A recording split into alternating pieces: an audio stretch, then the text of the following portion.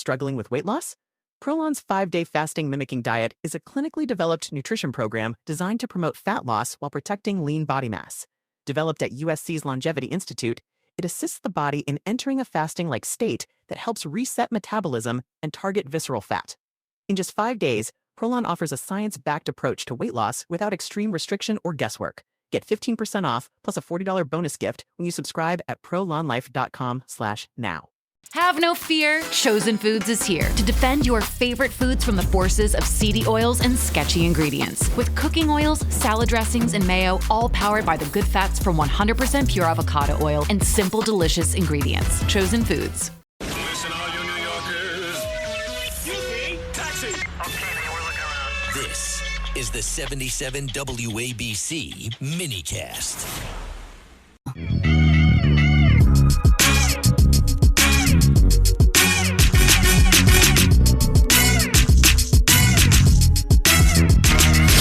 Where faith matters. The Rev and the Rabbi.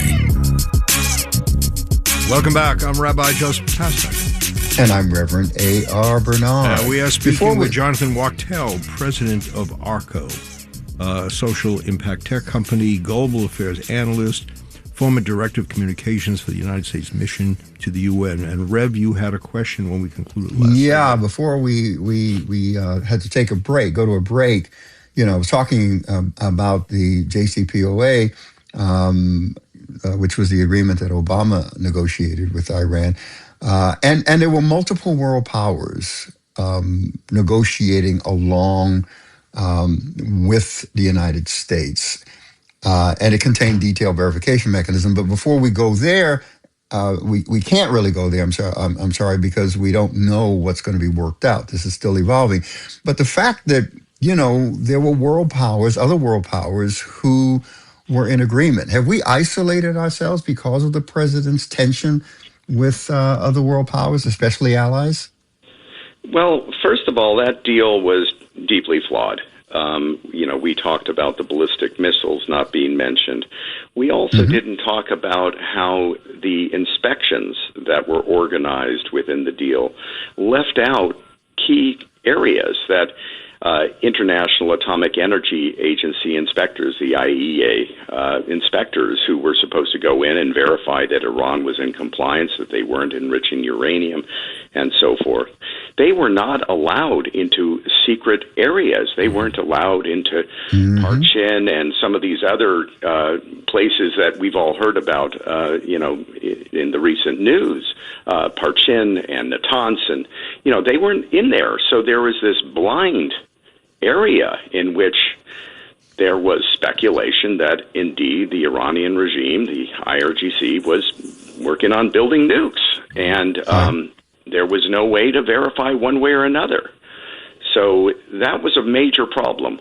What gets worked out, if it is going to get worked out on the basis of this deal, is really foggy. There's no information about inspections and the breadth of what they're allowed to do in the country, the details of what to do about the 11 tons of uranium, and then what's to say the Iranians don't start again in their secret corners of their Iranian nuclear program to run centrifuges and do the enrichment on levels that are going to put them in position to break out with nuclear weapons. So, Johnathon, talk about the position of Israel at the present time. It's always hailed as America's best friend, the steadfast commitment. Israel has done much to annihilate many of those who are responsible for the deaths of American military, and now it sees itself backed into a corner. Where do you see this going? Well, there's been this effort to paint Israel as a bloodthirsty regime, essentially, with no moral grounds. And, one can obviously debate, the way the war was executed in Gaza and the collateral damage that happens when you're going after terrorists like Hezbollah or Hamas. And, what measures are you taking to ensure that civilian casualties are low? And you hear both sides of the argument, the Israelis and supporters of Israel and military experts will talk about these ratios that it was actually quite impressive the way the IDF conducted themselves compared to other conflicts.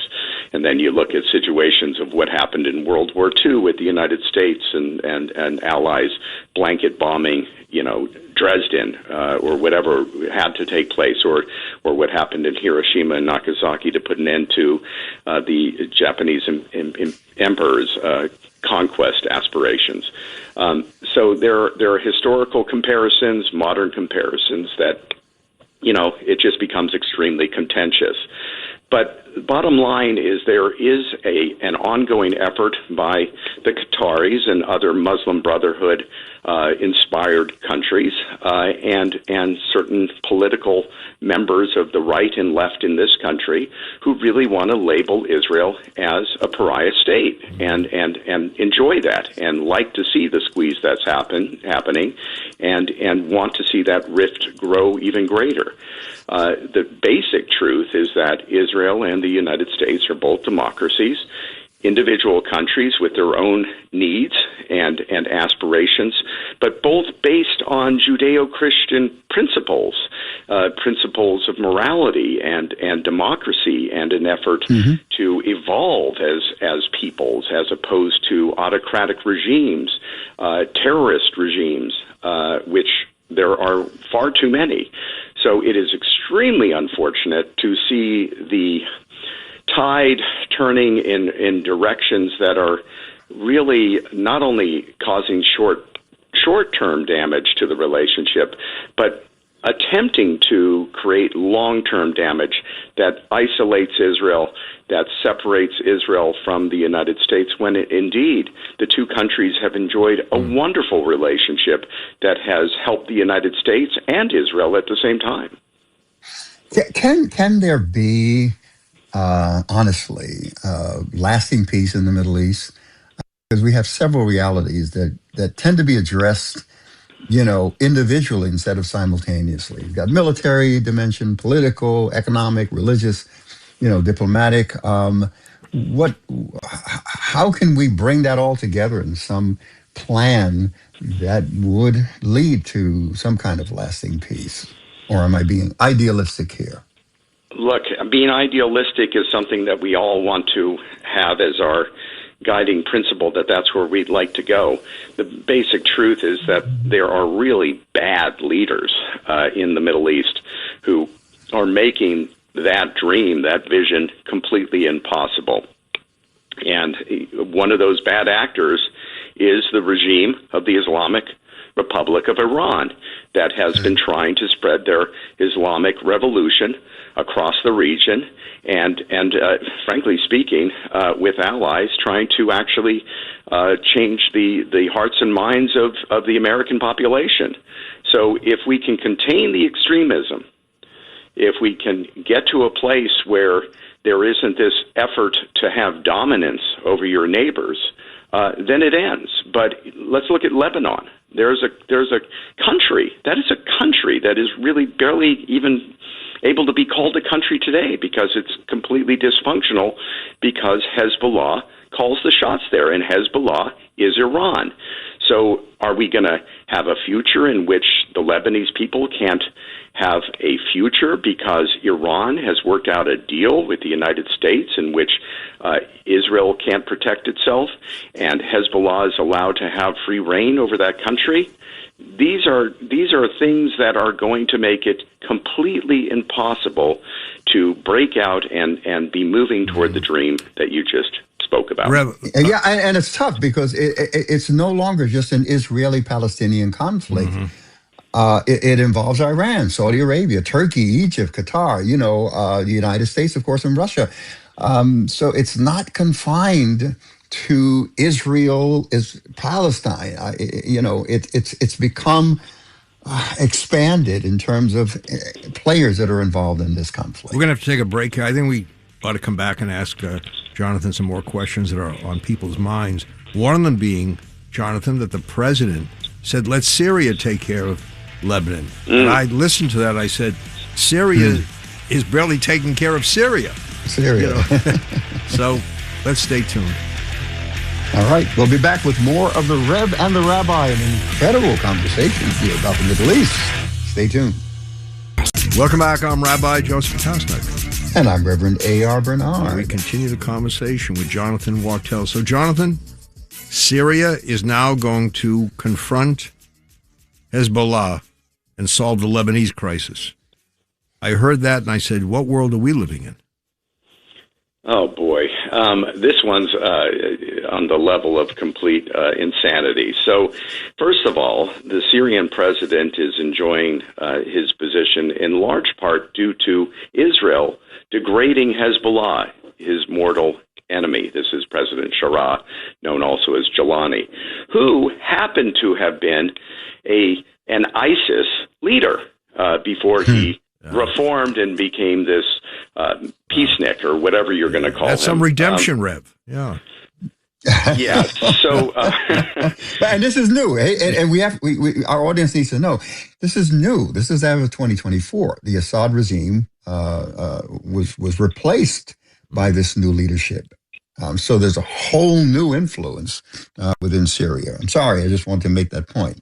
Go ahead. No, appreciate that. That's absolutely right. So here is this Syrian leader who, maybe he has reformed to a degree, but let's be honest here. If we were going to say, hey, IDF, Israeli Defense Forces, stop what you're doing in Lebanon and let's have Syria take over the situation and silence Hezbollah. Well, that silencing would begin with rapes, pillaging, terrorism, and every sort of bloodletting you can possibly imagine, and then they would take out their mortal enemy.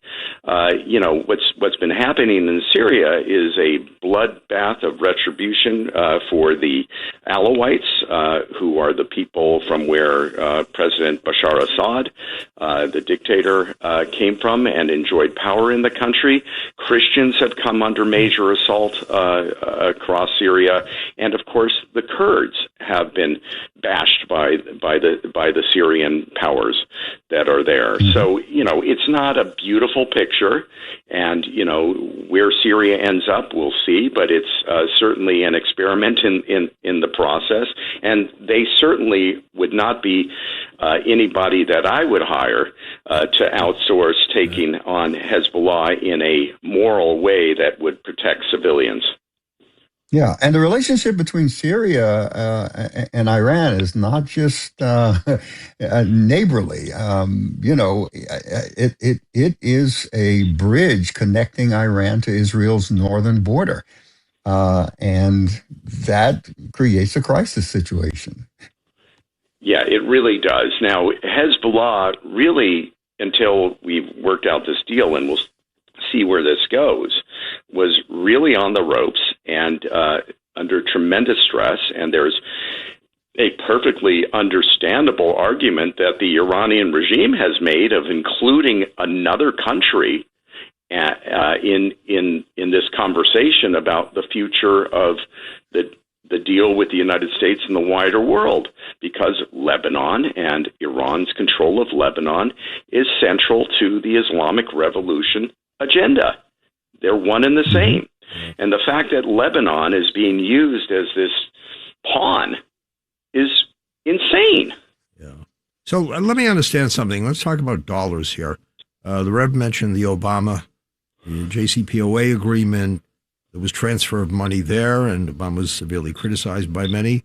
And now we're talking about more money being released, aren't we not? Yes. And money that has no strings attached to it. So where does that money go? Well, one thing with the opening up of the Strait of Hormuz, which we're going to be seeing, and yes, it's going to have some difficulties. One would expect that, especially when the Iranian regime is testing the will of Trump. And when you feel that you've won a war, which is how they are what they're proclaiming to their domestic audience and to their neighbors in the world, projecting that Iran has won this war. They're going to try to embarrass the loser of the war even more. So keep that economic pressure on the Trump administration. Make this difficult. Make them pay the price. Make them pay the price if the Israelis try to defend themselves when they come under assault by Hezbollah. Try to make it all the more difficult so that this is, exact as much pressure and pain on the United States so that they know not to deal with us and also to look weak. And that's what the regime is all about in Tehran. Wow. And so we have to watch this carefully. Actions are everything, and what the president does and how the Israelis respond to ongoing attacks is going to be very important here. And what the United States does to try to contain Israel from retaliating when it actually needs to not only deter future attacks, but to take care of its own citizens. These are all going to be things that are going to be happening. This is going to be a pressure cooker. In terms of the money, there's no control at the moment in terms of strings attached to where those funds go. And we all know that when Obama freed up, sent over those pallets of cash to the Islamic Republic of Iran, that money went right into the military machinery of that nation that's all about oppressing its own people and, of course, carrying on its hegemonic aspirations to spread the Islamic Revolution. Right. So there's even more cash we're talking about. Not even more cash. We're talking about assets that have been frozen of $24 billion. That's a lot bigger than $1.2 billion. And then, of course, there's this reconstruction aid.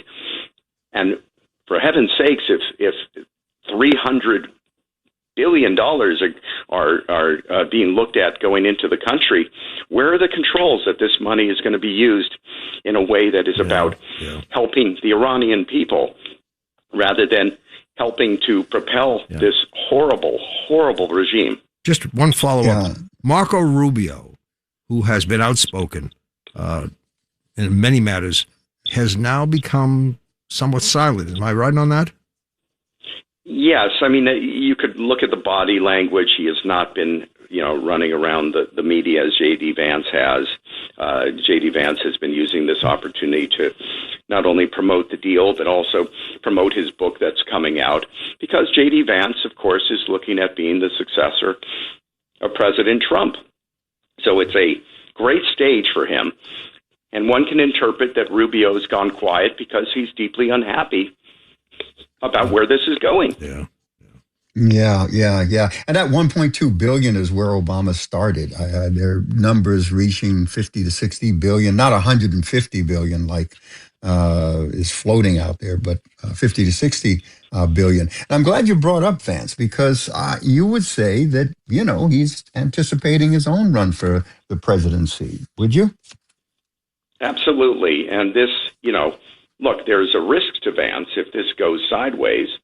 As President Trump said to Vance, he quipped, but every joke has a lining of truth. You're going to own it, JD, if it goes round. Because his book Communion is about, returning to faith and the role of faith. And that's playing a big part in decision-making in this administration. The influence of the Christian faith and relationship with Israel and the understanding of biblical understandings and apocalyptic understandings. That's very real in terms of its influence in the current administration. Yes? Yeah, that's absolutely right. And of course, there are pundits out there who are trying to separate the historic lineage of Christianity and Judaism, and that Christianity is an offshoot of Judaism. And a rivalry of religions when really there isn't, but trying to create that when really there are other corners of the Abrahamic world in which there really are rivalries going on a serious level. But in terms of what Vance is doing, it is advancing Vance. He does have this book coming out. It's going to talk about it talks about his personal journey of faith. All of us go through that journey, and it resonates. It's something that we can see. So the book is coming out. It's going to personalize him, engender him to the population, of course. And he wrote a book, and people are allowed to write books and publish them. But if you're doing that at the same time, trying to appear as a man of peace, trying to turn a war into a peaceful journey in which the United States, Iran, and other nations of the world are all going to get along, that'll be beautiful. Now, the basic truth is this deal is opening up what is going to be a long, long journey of negotiations if it happens. If the regime in Iran continues, which it looks like it's getting an injection of multivitamins, and it's going to be able to hang in there, then we're going to have this going on, and these negotiations will be stretched, and the election will be getting closer, and certainly from Vance's perspective, it would be very helpful to have him look like the statesman and the man of faith that people can rely upon to take over the scepter and run the United States of America. Jonathan, we've come to the end of the segment, but Rev, I think one of the things that comes out of this discussion is it's imperative to read sources that are predicated on some accuracy, not just tilted in a certain direction. I mean, Jonathan, you give the insights, which obviously are predicated on your reading of different sources. And I think just to look at the first pages of certain papers, or just to look at some posts, on Facebook or wherever, is not the way to get proper news. Is not the way to be informed. So we're really grateful to you for all that you bring to the program to the American people. Look, this is one of the greatest challenges this country has faced in decades, and the outcome of what's going to happen is just absolutely critical. So we really all need to be informed, speak to the truth, and try to understand where the motives are so that we can make the right decisions. Thank you, Jonathan. Excellent. Jonathan, thank you for being on the program. Always enlightening and inspiring. And thank you, our listeners. We'll be back with more of the Rev and the Rabbi right here on Red Apple Radio Networks. Reverend A.R. Bernard, Rabbi Joseph Peteznic, the Rev and the Rabbi.